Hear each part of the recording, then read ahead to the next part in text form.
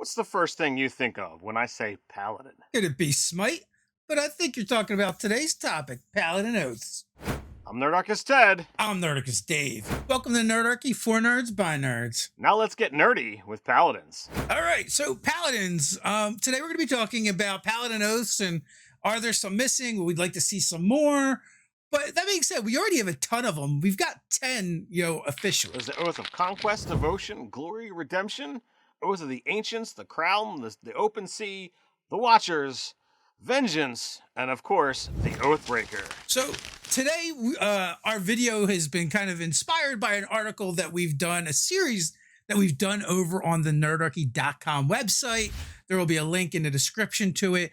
And, that is top 10 5e D&D Homebrew Paladin Sacred Oaths by a factor of 3. Now, that's a mouthful.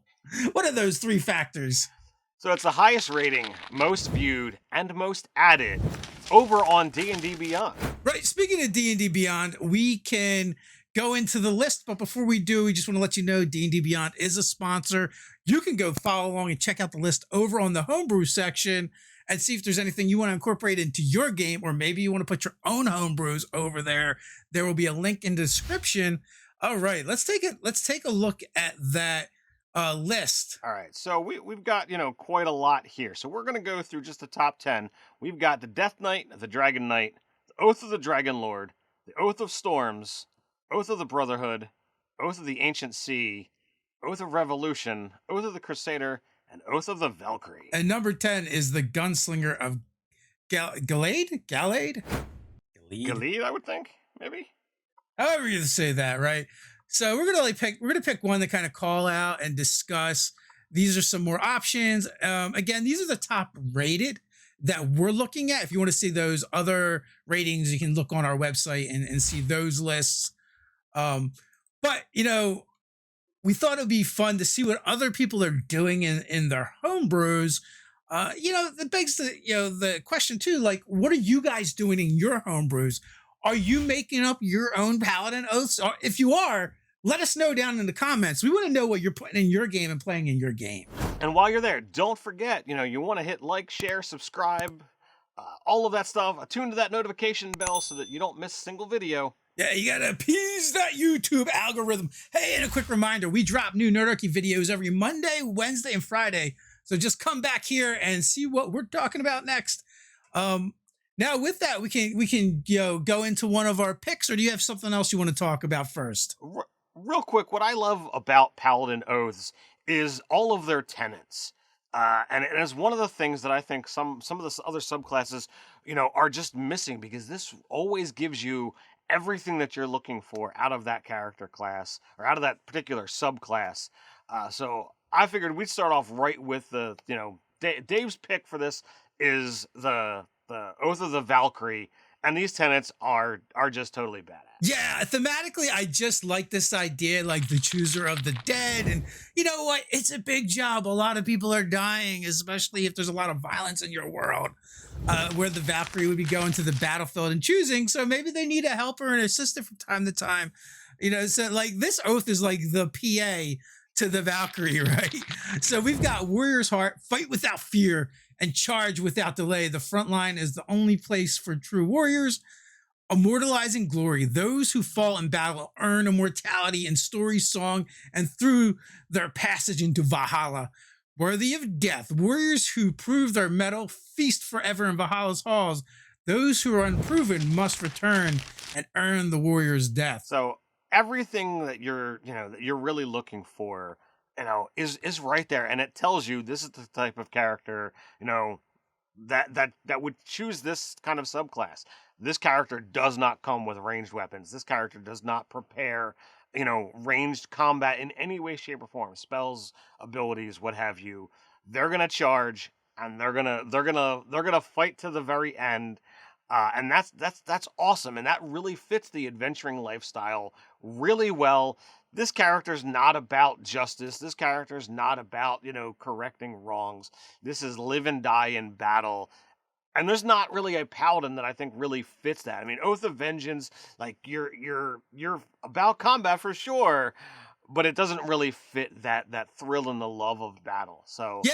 I dig this one. Also, too, I feel like this character would really love like their enemies that fight well. Like they would love to retell the tale of the enemies that that they've seen slain or driven before them that did that fought their all and really put up a good fight, right? So I feel like um this paladin oath would have like or subclass would have more of an appreciation for those that they faced in battle. Yeah, I mean, the battles that are over too quickly, it's like, this meat is not worthy of song or, maybe even a grave.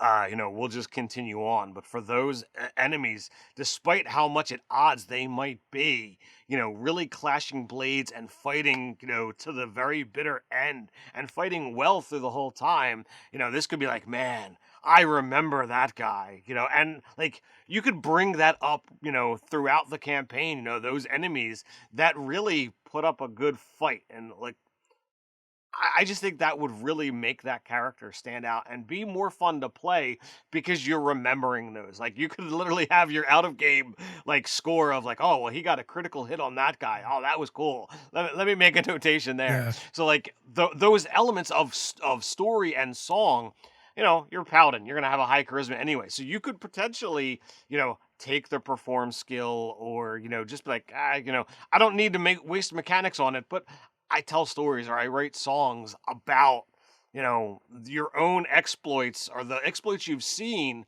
through your adventures could be like so much fun. So, as always, we're going to get, a paladin spell list. Third level, we're going to get guiding bolt and cipher strike. So much for not using your ranged spells. Yeah, I was not looking at that. I was not thrilled with that particular choice. Fifth level, you get enhance ability and find steed. Ninth level, speak with dead and tongues. 13th level, we're going to get death ward and find greater steed. And 17th level, greater restoration and holy weapon. We've got at least one spell on here that is not in the player's handbook. I'm always kind of like, how do I feel about that? Because of, generally with 5e, you would want to use things that are in the player's handbook. I mean, it fits for this particular paladin oath, but, you have to kind of like weigh that against like what is the design philosophy for 5e. So with that, we're going to jump into channel divinities, and we're going to get two of them. Rider of Legend. As an action, you can empower a mount to be worthy of a Valkyrie using a channel divinity. Choose one friendly creature you are riding as a mount. Could be your centaur buddy. For 1 hour, while you are mounted on this creature, it adds 20 feet to its available movement speeds and gains a resistance to all damage that's super strong. In addition, while mounted, you may add your charisma modifier to damage rolls when you use your divine smite feature. All right, that's pretty potent for an entire hour, especially if you're riding your centaur friend. But that's a whole nother situation. You also can choose Hand of Mercy as your channel divinity. You present your holy symbol and shed mercy upon the wounded. As a bonus action, select a number of creatures within 60 feet of you to a maximum equal to your charisma modifier, minimum of 1, and expend a number of points from your pool of lay on hands. You may distribute your points spent between these creatures and heal them as normal. When I read this, I was like, oh my, that's amazing. It essentially, as a bonus action, you're getting to do your lay on hands, where it's normally an action. Then you can choose multiple creatures based on your charisma modifier. So you can still be like, all right, I'm fighting. Let me just, quick, hold up my holy symbol and beams of light shoot out from you, as I interpret it. Getting to, your allies that, need healing. Whether this is too powerful, I don't know, but everything about it I love. Playing a paladin with that lay on hands ability, I definitely like seeing that getting more use middle of combat without the need of, oh well, I can't make an attack this round, sorry. Yeah, so is it strong? Yes. But anytime you're like using a resource to make another resource better that is also depletable, I'm like, well, yeah, you're gonna do this awesome thing this one time, but then you're kind of out of it. And also, like, it's moot. It's a moot point if you have no lay on hands to give, right? If you used it up, if you have, it's limited. You get this ability at 3rd level. You can heal 15 points spread out amongst however many people within 60 feet. It's not really going to break the. I don't think it's going to break the game. Is my point, and it's a nice buff that you can do once for short rest. Twice for short rest once you get up there. But again, like even if you can do it more often, it doesn't really matter that much because you're limited by how much healing you can actually do. Uh, I honestly feel like Rider of Legend, there's more breakable things there. Ye- Just because it lasts a yes. long time. Now, your regular mount, yeah, it'll give you some utility with speed and give it some ability to sustain and last. But like, if you're like, oh, I'm a halfling and I'm gonna jump on the Goliath's shoulders, is that now a mount worthy of a Valkyrie? I don't know. Choose one friendly Oh creature man. you're riding as a mount. That I think that as a Mhm. mount is where Yeah. is where it's going to come into serious debate. I don't think you're going to have a two-legged small character riding a two-legged medium character and it count as a mount, but it's homebrew, so it's going to be up to DM interpretation at that point. But I'm like, you know what? Have at it, dude. But You what about you Centaur though? The Centaur is you give a pass on the Centaur. I have to, man. That It's like part mount, at least half. I'd have to give that one the pass begrudgingly. It's just kind of there. But let's move on to 7th level Aura of Selection. Friendly creatures within 10 feet of you make death saving throws with advantage. Additionally, when any friendly creature within 10 feet of you receives healing while below half their maximum hit points, they receive a number of temporary hit points equal to your paladin level. And of course, as always, 18th level, the range of the aura goes to 30 Okay, feet. so the first part of this ability is super strong except for when it's not. Right? It's a great ability. You got a better chance of stabilizing, a better chance of maybe popping up, less likely to get that natural one and be closer to death. It makes sense for this. It's not like a super useful ability. Generally, I believe usually generally Paladin auras, the Paladin can't be incapacitated to use them. So like they wouldn't actually receive the benefit of this aura. I kind of think unless you make the amended to add that in there. But so for that reason, especially, it's only going to affect your allies that are down within 10 feet of you. It makes it a much cooler image of this Oath of Valkyrie standing over a fallen ally and protecting them. Um, so that part is really useful. And I feel like that's why they had to add in another thing to kind of give you a benefit. Which, temporary hit points equal to your paladin level, not a big deal.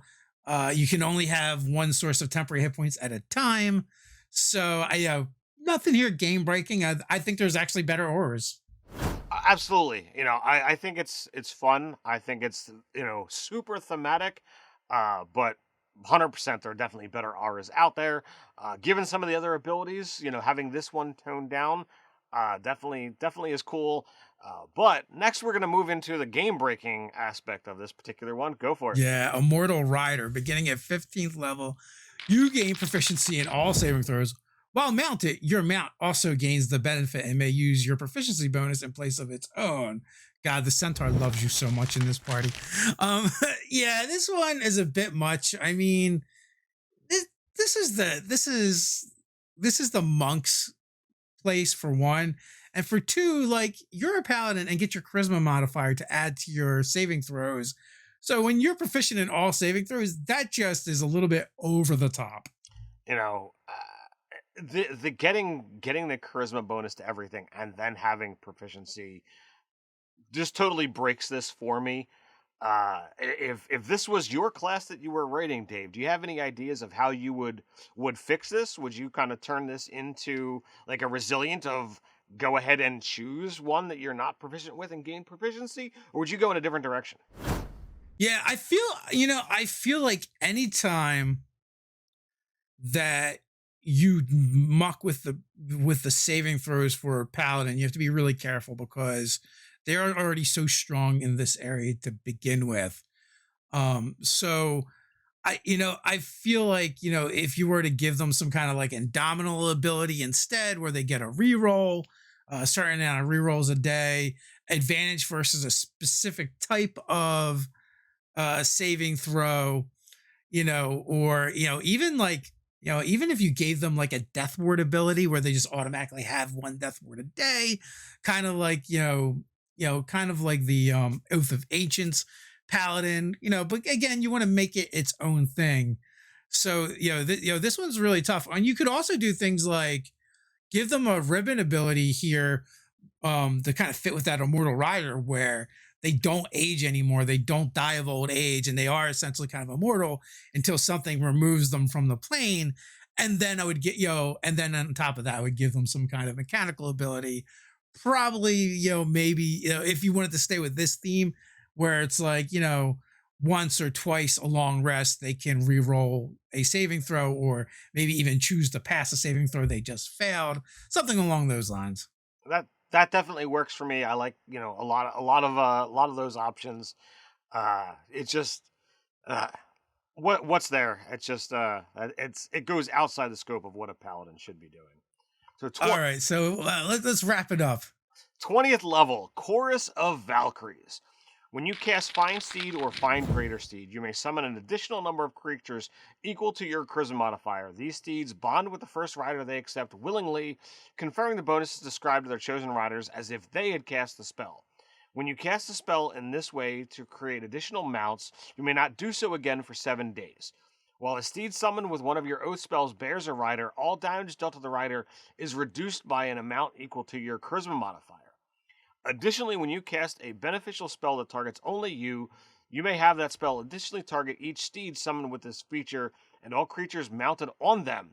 A spell granted in this way follows rules for concentration as normal if applicable, and ends for all targets if concentration is lost.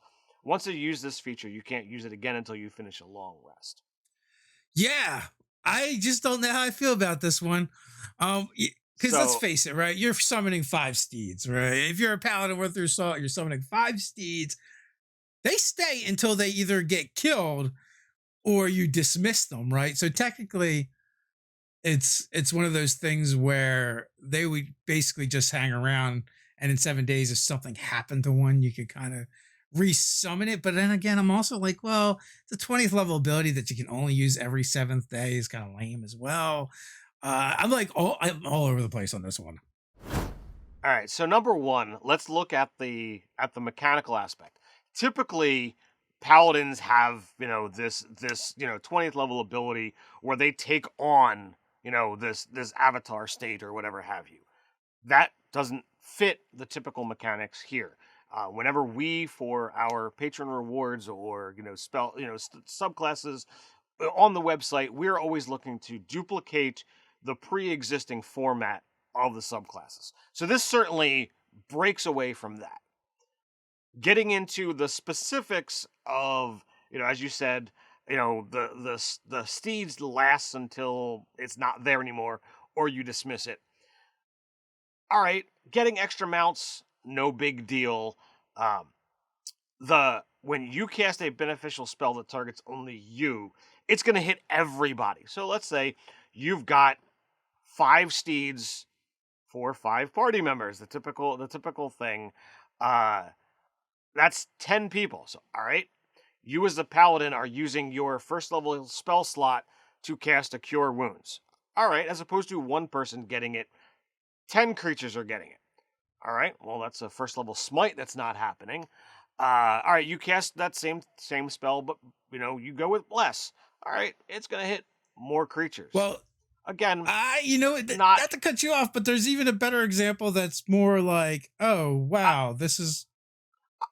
I was working up to other things, but go for it. What do you got? Smites are spells that target you, right? Your actual smite spells. So, and there's one for every paladin level. So, like, you cast that, now we've got 10 creatures that can now do a smite.